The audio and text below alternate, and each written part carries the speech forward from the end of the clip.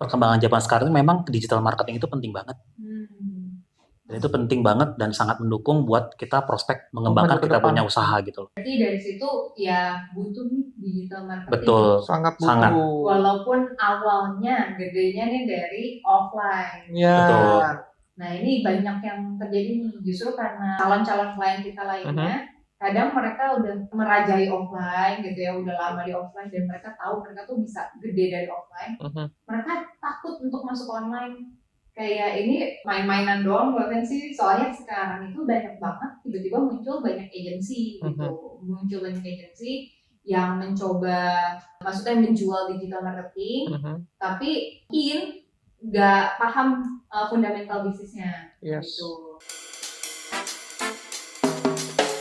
Halo semuanya, kembali lagi di podcast Ngomongin Bisnis sama gue Sisi, dan hari ini kita ketemu sama klien kita lah ya. Nah, rekan-rekan kita boleh kenalan dulu dong dari Pak Edi mungkin? Saya dengan Edi. Saya Yunus. Dan Pak Edi dan Pak Yunus ini dari Tiang Living. Boleh dong kalau jelasin dulu Tiang Living ini nih siapa? Boleh dari Pak Edi? Tiang Living ini terdiri dari 3 orang. Jadi kita memiliki background yang sama. Kita lulusan dari jurusan arsitektur di perguruan tinggi di Jakarta. Nah, setelah kami lulus, kami bertiga mencari pengalaman di luar melalui bidang developer, properti, konstruksi maupun furniture interior.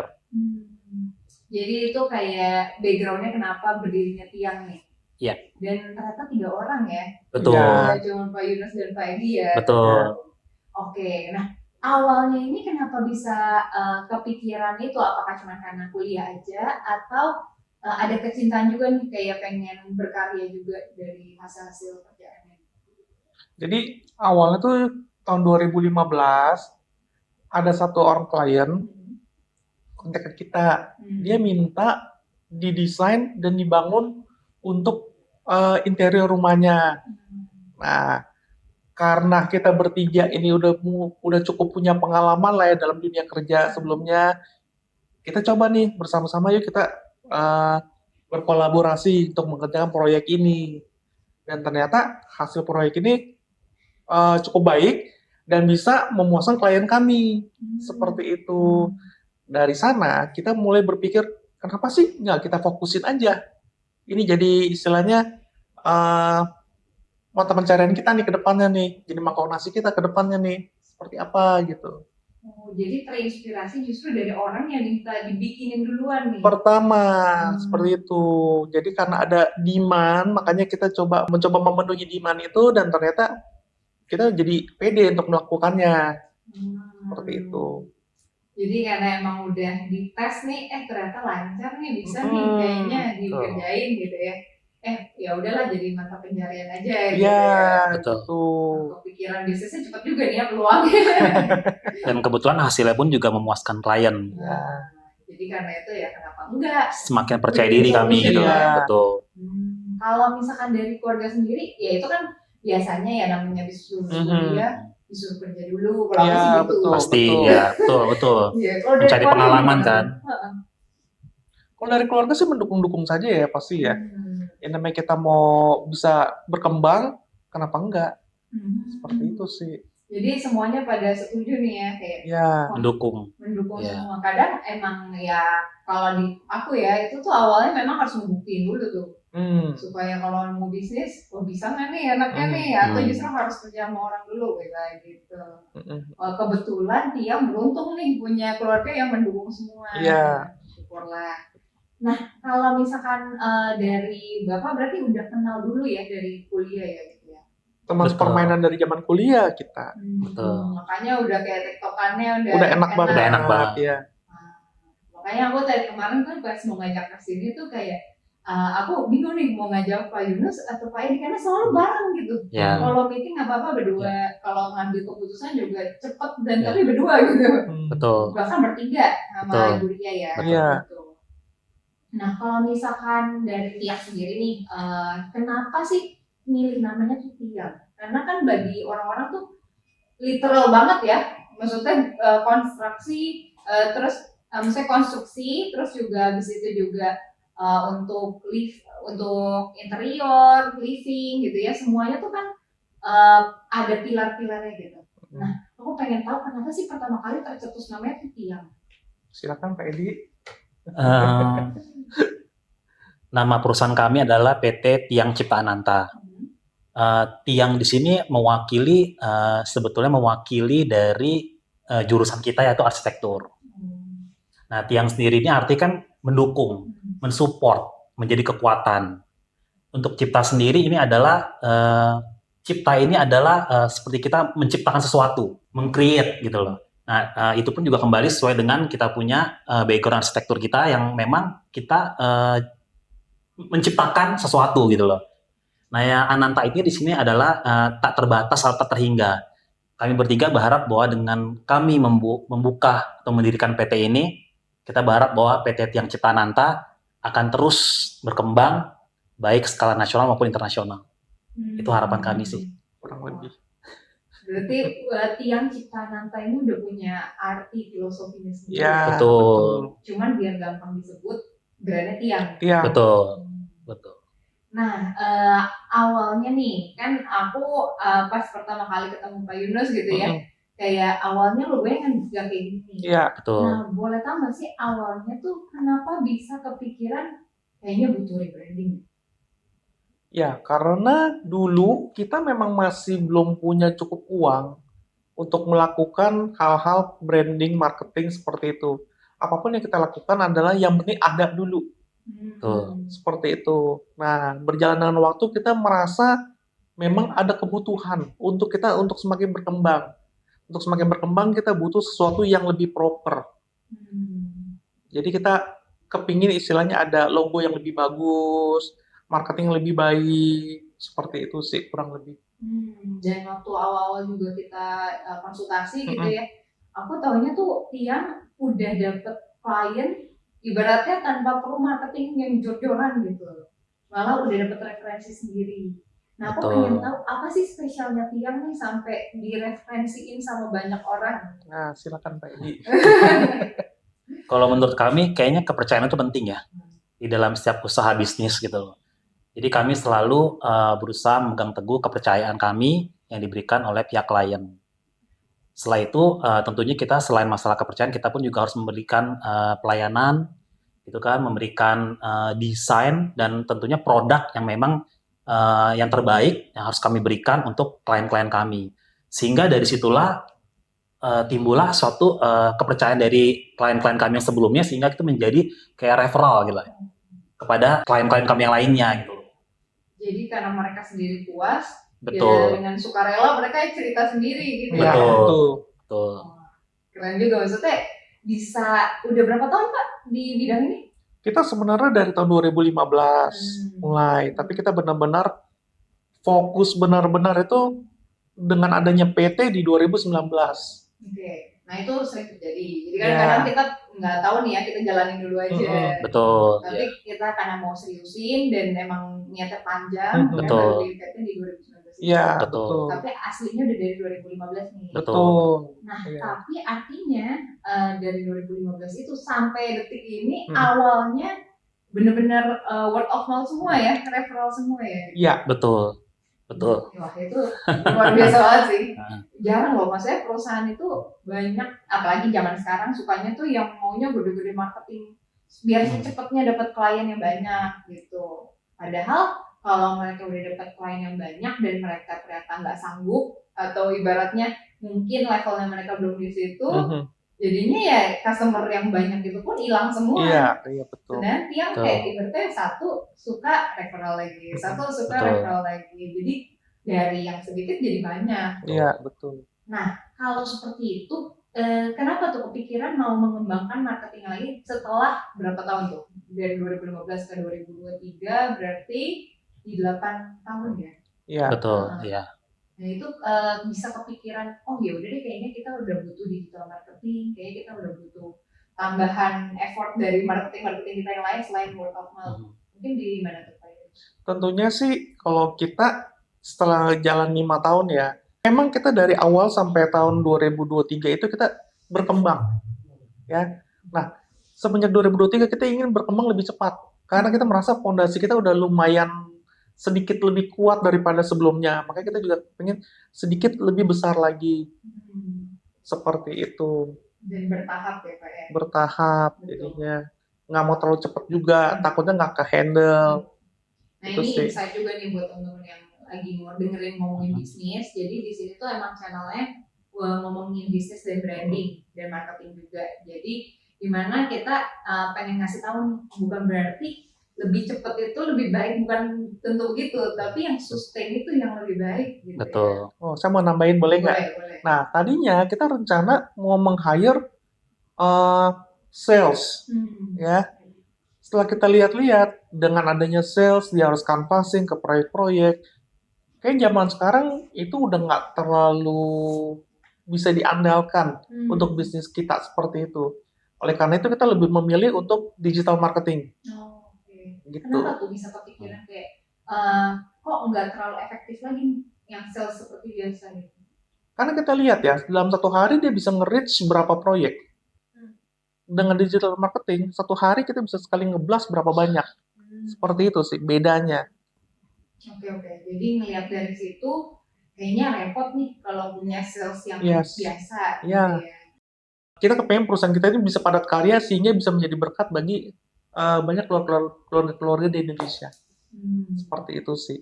Kenapa keluarga? Kadang kan bilangnya ya mungkin individu atau orang-orang gitu ya. Ini spesifik keluarga di Indonesia. Karena gini, kita kerja bukan untuk kita. Kita kerja lebih ke arah supaya bisa membantu pemerintah membuka lapangan pekerjaan. Dengan padat karya, bisa banyak orang bisa kerja dengan kita. Dengan adanya pekerjaan, mereka bisa menghidupi keluarga mereka. Seperti itu sih lebih tepatnya. Makanya jadi pikirnya ini keluarganya dulu yang dimakmurkan, baru otomatis anak-anak dan keluarganya semuanya happy Yes. gitu ya. Betul. Kalau dari Pak Adi mungkin Kurang lebih sama dengan Pak Yunus. Kami berharap bahwa PT Tiang kedepannya menjadi perusahaan interior furniture, luxury interior baik skala nasional maupun internasional. Dan tentunya kita akan selalu berusaha memberikan desain, pelayanan maupun produk yang memang yang terbaik yang bisa kami berikan kepada klien-klien kami. Kalau misalkan Tiang sendiri, kalau aku kan tahu nih di interior itu ada level-levelnya nih, gitu ya. Nah, ada juga tuh waktu kan aku pakai lantai 1 sama lantai 2 ini beda fungsi ya. Lantai 1 kafe, lantai 2 untuk salon gitu ya. Nah, yang lantai 1 waktu kita datang ke interiornya itu tuh kita bilang kita bahannya gak usah pakai mahal-mahal gitu. Nah, tapi kalau yang di lantai 2 kebalikannya nih, justru lantai 2 ini malah mereka kasih yang termahal dulu, baru ntar kita disusun lagi by request. Nah, kalau dari Tiang ini suggestion awalnya nih by default dari Tiang sendiri pengennya seperti apa sih? Silakan Pak. Pada saat kita menerima job dari klien gitu kan, tentunya hal pertama yang kita lakukan adalah kita mencari tahu mengenai masalah kebutuhan dari klien. Setelah data-data kita kumpulkan, baru kita mendesain. Nah, dari situ kita bisa tahu bahwa apa sih yang menjadi kebutuhan si klien gitu loh. Apakah memang level mereka pengen level yang bagus, medium kah, atau yang high end kah gitu kan. Semua itu bisa kita lakukan. Cuma memang Tiang sendiri kita mulai dari levelnya level yang medium sampai ke high. Gitu. Makanya tadi lebih fokusnya ke luxury furniture ya. Betul. Yes. Betul. Tapi semuanya di customize by client request gitu ya. Betul. Tentunya juga disesuaikan kembali dengan pengalaman-pengalaman baik teknis maupun non-teknis yang bisa kita berikan sebagai suatu bahan pertimbangan kepada klien. Terkadang keinginan klien itu mereka nggak ngerti gitu loh, maunya seperti apa. Nah, tugas kami lah bertiga ini memang untuk mengarahkan klien, baiknya seperti apa, gitu. Kadang-kadang maunya klien itu suka yang sedikit menyeleneh gitu loh. Nah, fungsinya kami bertiga ini adalah untuk mengarahkan gitu loh, agar apa yang mereka inginkan bisa menjadi lebih baik tentunya. Aku relate nih, kalau Boleh yang ini nih. Saya tambahin ya. Boleh. Jadi kadang-kadang tuh ada klien dia ambil dari Pinterest, ini saya mau begini. Kadang-kadang gambar dari Pinterest itu nggak bisa 100% diaplikasikan pada proyek tersebut. Kenapa tuh, Pak? Karena biasanya suatu proyek itu kita kan menggali dulu nih yang namanya kebiasaan dan kebutuhan dari si klien itu. Yang mana suatu rumah maupun suatu ruangan itu sebenarnya itu muncul desain berdasarkan dari kebiasaan maupun kebutuhan orang tersebut. Bukan berdasarkan ambil langsung plug gitu. Nggak bisa. Kenapa harus berdasarkan kebutuhannya? Maksudnya, kan kalau di Pinterest pasti kita lihat cakep-cakep ya, cantik-cantik gitu. Nah, itu kan buat referensi. Nah, tapi kenapa disesuaikan sama kebutuhan sehari-hari ini? Contoh, suatu ibu, dia nggak terlalu tinggi. Ketika kita mendesain dapur, otomatis kita nggak bisa bikin dapur yang tingginya seperti untuk orang-orang luar. Berarti kita harus sedikit custom ketinggiannya untuk beliau. Begitu juga dengan rak-rak yang di atasnya. Berarti kita harus buat sedikit lebih rendah supaya dia gampang ambilnya. Seperti itu sih. Sesimpel itu sebenarnya. Sesimpel itu. Dan juga kadang-kadang dia punya peralatan-peralatan masak seperti apa yang harus disimpan seperti apa. Dengan kemudahan dia. Kadang-kadang ada orang yang suka nunduk-nunduk untuk ambil barang. Ada juga orang yang nggak suka. Jadi kita benar-benar customize dia punya barang-barang, storage, segala macam. Disesuaikan dengan kebutuhan dan kebiasaannya dia. Betul. Nah, itu aku kan relate tuh, harus by request dan kenalin dulu kliennya seperti apa. Betul. Nah, kalau di kita itu kan kebanyakan interview dulu supaya kita kenalin nih kliennya tipenya seperti apa, maunya kayak gimana. Nah, kalau itu kan kebiasaan nih, daily activities gitu. Cara ngeliatnya gimana tuh, Pak? Kalau kita bertanya. Suka nunduk nggak gitu? Nah, contohnya itu. Ada mungkin boleh cerita soal kasus yang dicakung ya. Oke, jadi gini, sebenarnya kita mendesain segala sesuatu. Kalau klien nggak keberatan, kita akan mendesain segala sesuatu berdasarkan feng shui juga. Ya, kalau satu kali di satu rumah kita mendesain suatu dapur, posisi kan ada yang bilang kita masak harus ke arah dalam, nggak boleh ke arah keluar. Nah, pada posisi rumah tersebut, kita terpaksa harus pasang kompor di posisi masak keluar. Kita nggak pernah tahu bahwa ternyata ibunya tersebut kidal. Yang kita udah pikir-pikir kemana-kemana, gimana cara desain dapur, ternyata dia bilang, saya kidal, saya masak ke arah sini. Berarti apa? Kita bisa mengaplikasikan posisi memasak tersebut untuk ibu ini. Yang mana ini nggak akan jadi masalah bagi ibu ini. Karena disesuaikan dengan kebiasaan ibu ini. Tapi dari awal ketahuan nggak tuh, Pak? Kalau enggak. Berdasarkan ngobrol, kita bilang, kalau begini, akhirnya seperti ini loh Pak, ini begini. Akhirnya dia bilang, oh nggak ada masalah, saya kidal. Dia bilang, saya masaknya ke dalam memang. Oh ya udah, problem solve. Ya. Oke, itu pentingnya kita kenalin klien dulu kali ya. Kebiasaan dia. Padahal udah didesain, tapi ya kita kasih ininya lah ya, kalau misalnya seperti ini nggak oke, resikonya seperti ini. Iya, betul. Oke, tapi pernah ada nggak sih permintaan klien nih yang impossible atau bahkan aneh, nggak mengenakan, yang pernah dialami Tiang gitu? Ada palingan gini, dia melihat dari Pinterest yang canggih-canggih ya. Ternyata barang-barang yang canggih-canggih itu dia membutuhkan hardware khusus yang nggak umum di Indonesia dan harganya mahal. Yang dia nggak tahu bahwa itu bisa istilahnya mengkonsumsi dari mungkin bisa sekitar 50% dari harga kabinet sendiri gitu. Ada yang dia nggak menyadari, ketika keluar harga dia teriak, kenapa harganya mahal sekali gitu. RAB-nya keluar terus kaget gitu ya. Kalau dari Freddy mungkin ada tambahan? Sementara saya sih selama ini klien saya sih nggak ajaib ya. Ya, masih bisa saya terima gitu loh, dan mungkin masih bisa saya arahkan klien saya untuk bagaimana bentuk desain yang terbaik untuk klien-klien kami gitu loh. Tentunya pasti adalah beberapa klien yang memang mereka punya ide yang nyeleneh, yang spektakuler dan segala macamnya. Nah, fungsinya kami bertiga ini adalah mengarahkan mereka sih gitu loh. Untuk bagaimana kebutuhannya mereka itu bisa kita menjadi yang terbaik lah untuk mereka dan untuk kami juga untuk proses mendesainnya gitu. Ada satu lagi saya baru ingat. Jadi berjalan tiang ini kita ada satu klien. Kita dapat project yang sangat challenging menurut kita dan tantangan sangat besar sekali. Kita dapat pekerjaan untuk pekerjaan interior di rumah di daerah Lipo Karawaci. Yang mana apapun yang kita kerjakan itu pada dasarnya belum pernah kita kerjakan sama sekali. Jadi dari material sendiri kita belum pernah pakai. Dari finishingnya sendiri kita belum pernah pakai. Dan istilahnya ada detailing tertentu yang kita belum pernah pakai dan kita terpaksa harus belajar. Gitu. Dan levelnya ini di atas level yang biasa kita kerjakan. Luxurious gitu. Nah, syukurnya karena kita bisa bekerja sama dengan baik dengan pengalaman kita ini, kita mampu selesaiin itu kerjaan dan hasilnya cukup baik. Seperti itu. Jadi dari situ kita belajar. Ada material baru, ada finishing baru, ada teknik baru, seperti itu. Dan juga kita kerjasama dengan brand-brand internasional juga yang luxury furniture juga, seperti itu sih.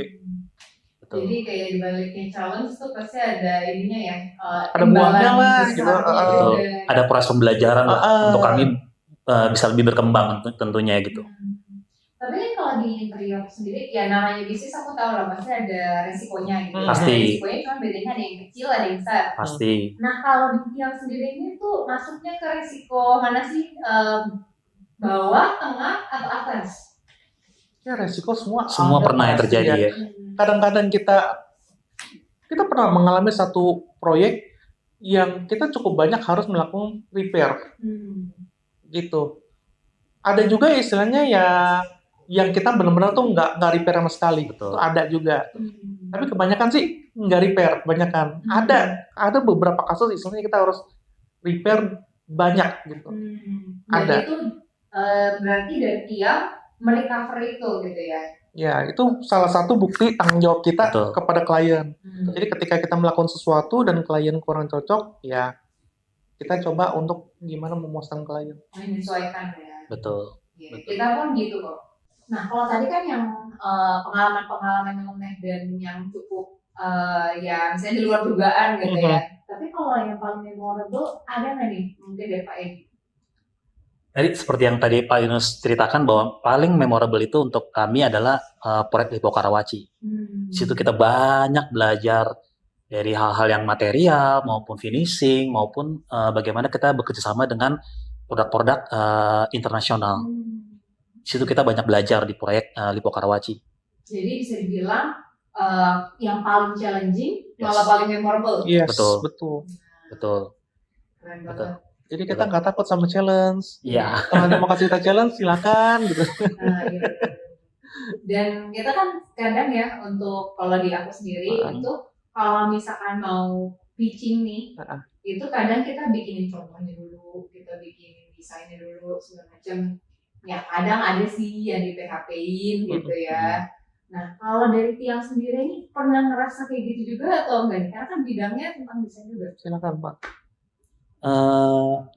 Pasti ada lah ya, namanya ya, proses PHP dari klien itu pasti ada. Cuma mungkin pada dasarnya kita harus berpikir dari awal bahwa itu pasti akan selalu ada. Jadi kita jangan terlalu dibawa baper kali ya. Cuman kedepannya mungkin kita harus bagaimana bisa menjadikan informasi itu untuk kita berpikir apa sih yang mesti kita lakukan gitu loh.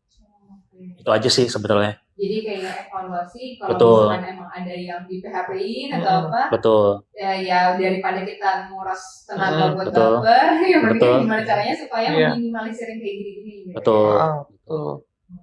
Entah mungkin dari harga kita harus review lagi atau dari desain kita harus review lagi. Seperti itu sih. Nah, mungkin ada pesan nih kalau yang lagi nonton dan lagi nyari desain interior lah atau mau konstruksi dan sebagainya. Boleh kasih tahu nggak sih Pak hubunginnya kemana, terus juga spesialisasinya di mana? Oke, jadi sebenarnya kita bisa mendesain rumah dari gambar arsitektur, kita bisa membangun rumah tersebut, sampai kita bisa mengisi rumah tersebut, termasuk mendekor rumah tersebut. Jadi dari A sampai Z kita bisa lakukan. Jadi nggak perlu pusing-pusing Ya, dari yang lain gitu. betul. Dan kalau emang mau kontak, nanti kita link websitenya di deskripsi di YouTube ini. Gitu. Oke, kalau gitu thank you Pak Edi dan Pak Ya, Yunus sama-sama, Ibu. udah datang ke sini. Sama-sama, terima kasih. Dan udah ngobrol-ngobrol juga. Jadi ke depannya kalau misalkan ada teman-teman yang mau nanya-nanya tentang bisnis, entah itu dari segi branding, dari segi marketing, digital marketing, itu bisa nanyain ke kita. Dan kalau misalnya ada yang mau hubungin langsung ke Tiang Living, silakan tiangliving.com, cek aja di situ. Thank you semuanya, sampai jumpa di next episode. Bye-bye.